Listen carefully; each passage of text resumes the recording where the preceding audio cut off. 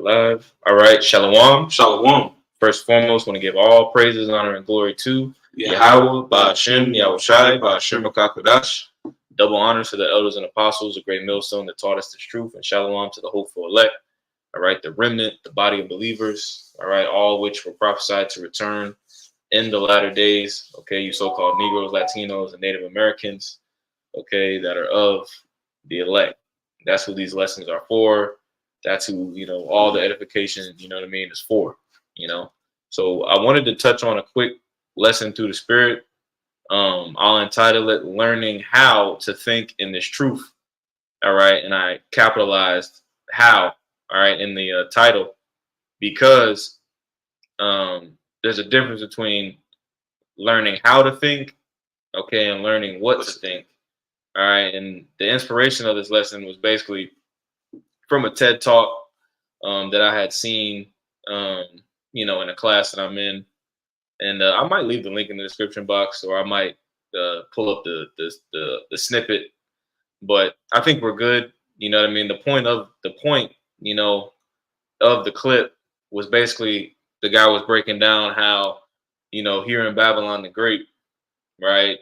Wherever you went to school, whether you went to, elementary, middle, high school, college, whatever, right? Through the TV, through the media, right? We've all been conditioned basically to think certain things, right? And we've had to unlearn all those things, coming out of the world and coming into the truth, And I'm going to start off with Romans 12, just to, we'll start right there. And then if you had any precepts, I got you.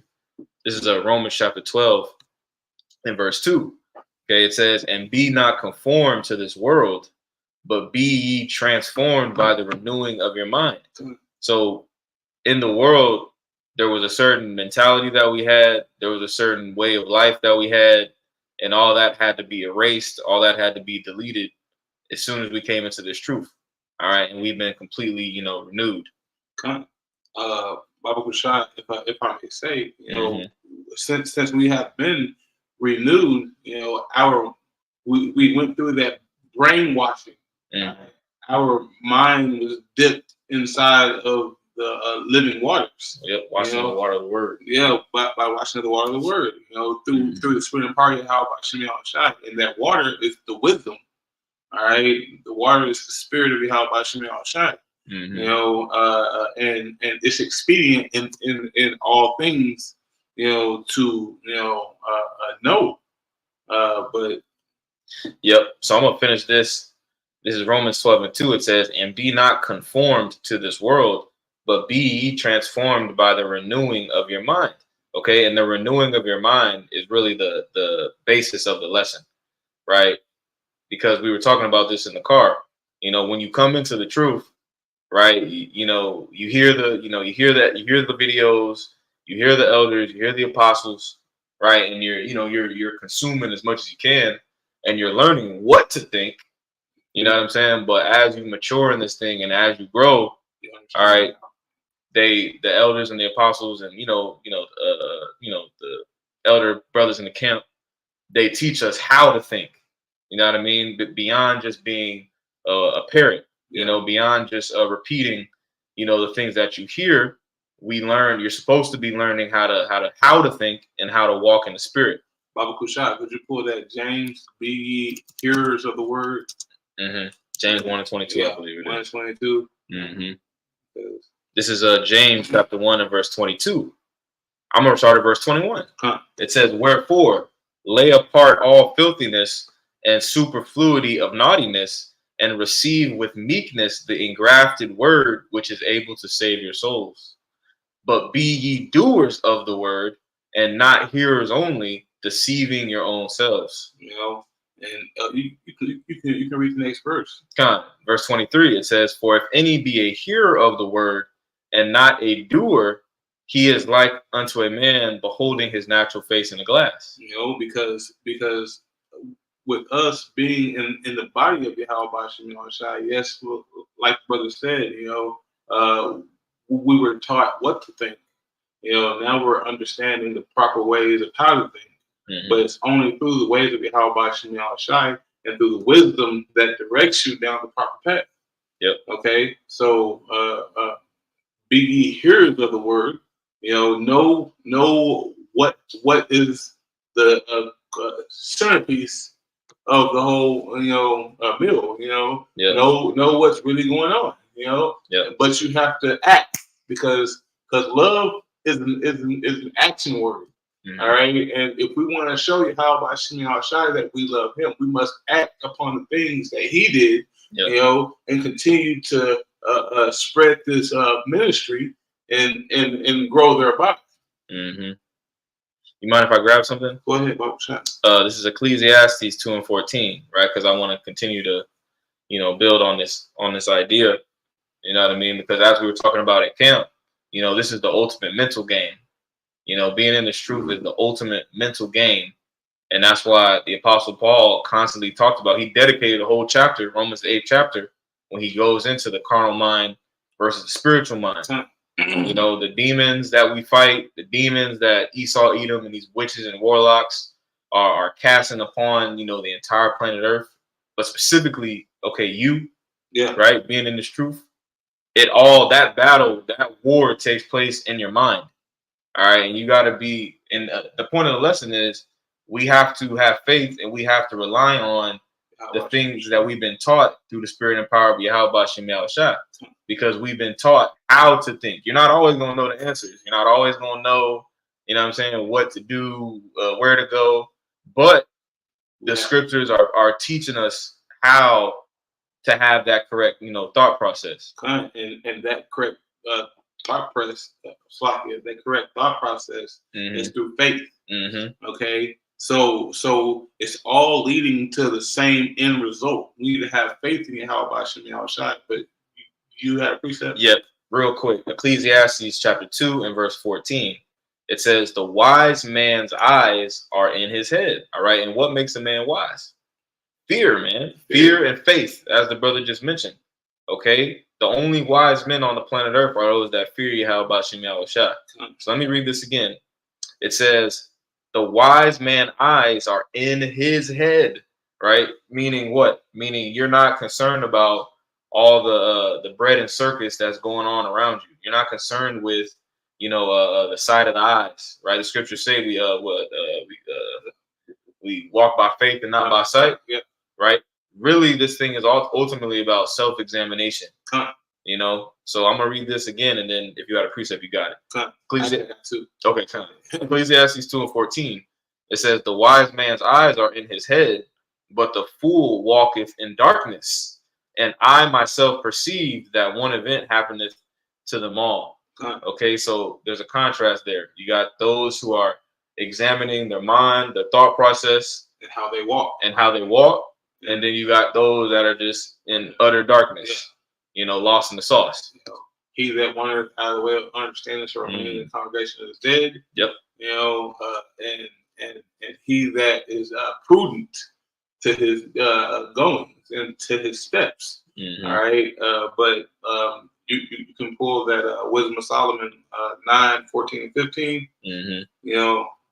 Because that's exactly what we just went into. Time you get that. And this is Wisdom of Solomon chapter 9, and what was the verse again, Bob? 14. 9 and 14. It says, for the thoughts of mortal men are miserable, and our devices are but uncertain. So the Bible Geshach. I started verse 13. Wisdom of Solomon chapter 9 and verse 13. It says, for what man is he that can know the counsel of the Most High? All right, and that's a rhetorical question. And a direct precept that lines up with that is that 1 Corinthians 2, all right, in 14 through 16, where it talks about how we've been given the mind of a Mashiach. And I won't pull it, I'll just quote it because it links right up with that. So let me start over. Wisdom of Solomon 9 and 14, it says, for the thoughts of mortal men are miserable, and our devices are but uncertain. Because we don't know our day-to-day. Only Yahweh Shem Yahushua knows our day-to-day and how we will conduct ourselves, through the process. It's like through the processes of day-to-day life. Right? So with our mind, we can't search out things that we think about. We can only ask the how about Shimmy Shai in all things. All right. So let me keep going on that. Come. You got it. It's okay. You sure? Yeah. Oh, I think I can get it. Jake. All right. Technical difficulties. I'm gonna read verse 15. It says, "For the corruptible body presses down the soul, and the earthy tabernacle weigheth down the mind that museth upon many things." Come. See, so that's the battle. Yep. All right. Romans 8. Yep. That's the battle. This world is pressing down the spirit. All right, but the spirit is fighting back against the fleshly desires that we all have. And this isn't just every now and then fight. This is from the moment that you wake up to the moment that you go to sleep. Even when you're asleep, you're still fighting this battle. Yep. All right. Yep. That's it. That's why brothers have dreams. Yep. They have nightmares. They have a sleep paralysis. Yep. Like beautiful point. And the other precept I wanted to get because it went on to your previous point that you made before you brought out that is Ecclesiastes chapter 25 and 12. Let me get that. It's Sirach chapter 25 and verse 12. It says, "The fear of the Lord is the beginning of his love, and faith is the beginning of cleaving unto him." See, that fear and that faith, it goes hand in hand. Okay, so we must fear Yahweh Shemel Shai. Yes, we are deathly afraid, because he can put us to death at any time. Okay, but that fear of that reverence, of knowing that he is, and he is the redeemer of those that fear him. Okay, and then that faith. All right, because what did Yahweh Shai say? If I return, will I find faith on the earth? Okay, and the only way that he's going to find faith is in the elect, the ones that are still diligently seeking him. All right, and are deathly afraid of him putting them to death, as it says in that Luke chapter 19 verse 27. All right, I'm gonna catch up. You got it. Sloppy, you got it, brother. You got it. I was gonna say the next verse. I want to read the next verse. Sirach 25 and 13. It says, "Give me any plague but the plague of the heart." Yep. And that's linked up right there. That's connected to the verse we just read, right? Because if you don't fear the Lord, you're off. You're way off. Like you're off the mark. As it says in Sirach 19, the fear of the Lord is the beginning. That's that first step. So in regards to how to think in this truth, fear of Yahweh Shemel Shai is that first initial step. Without the fear of Yahweh Shemel Shai, you're left out there in utter darkness. All right. So just like the fear of Yahweh Shemel Shai helps you whenever your flesh is pressing down on your spirit, because whenever you pray to Yahweh Shemel Shai, your spirit gets invigorated. All right. It wants to move. Okay. And your heart, your heart, mind, and soul, your mind, it grows thereby. It muses on it muses on things that are inspirational from Yahweh Shemel Shai. If I'm saying that properly. I got something to back you up. Shai. Sirach 27 and verse 3. It says, "Unless a man hold himself diligently in the fear of the Lord, his house shall be soon overthrown." So that means your house is your mind. Yep. It's your la'ah. All right, it's your heart, mind, and soul. If you don't have Yahweh Shemel Shai in the forefront, all right, whatever demon that was put upon you, because for one, Yahweh Shemel Shai doesn't put nothing upon you that you can't handle already. Okay, and if you can handle that, all right, your house won't be overthrown, because Yahweh Shemel Shai is your main protector. All right, he is your redeemer. He is your strong defense. Your strong house. Man of the house. Right? and with you being the house, as it says in that second Corinthians chapter 3 verse 14. So that's spiritual, man. We're the keepers of that. Yeah.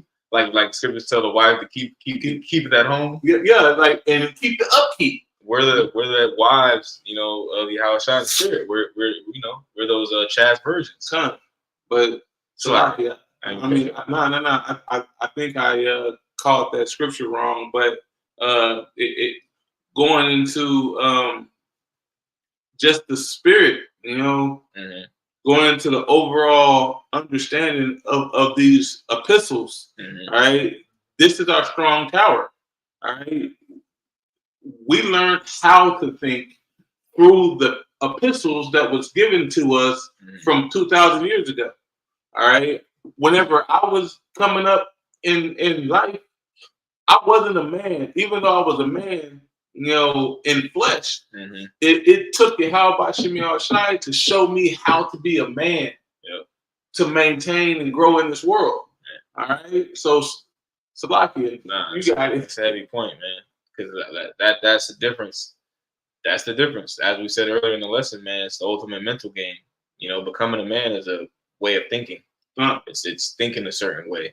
You know, I'm gonna finish with this, unless you had something else. No, you got it. This is Sirach 27:5. It says, "The furnace proveth the potter's vessels, so the trial of a man is in his reasoning." You know, and again, the times that we're in, the hell that Yahweh Shema is about to put on the planet Earth, our thought process, our faith, our fear, that's what's getting ready to be tried out. That's what's getting ready to be examined, you know, by the angels, by Yahweh Shema and the angels, man. So, you know, and just like it says, that inquisition that will be put upon us, all right, it's going to be a thorough seeking, you know, seeking if you were for the truth or if you were against it, all right, because there's no gray areas. All right, but Salaki, brother, you good, bro. I mean, I think the point was made. You know, I wanted to, you know, be, you know, you just pinpoint, you know, that idea through the spirit that was, you know, put on my spirit.